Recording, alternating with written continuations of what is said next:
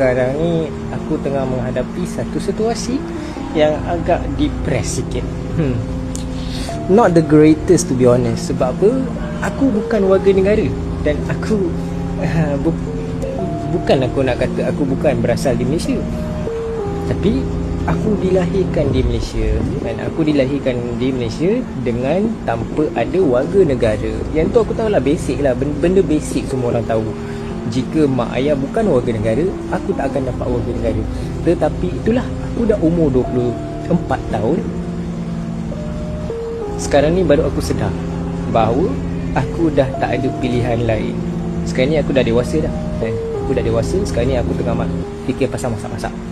Sebab mak ayah aku tak nak bertanggungjawab kan? Tak nak fikir pasal masa depan anak kan? So aku bukan nak salahkan ibu dan bapa aku, sebabkan itu adalah takdir Allah yang tetapkan kan. So benda dah jadi, tak boleh nak cakap apa. Tetapi sekarang ni aku dah tak ada pilihan.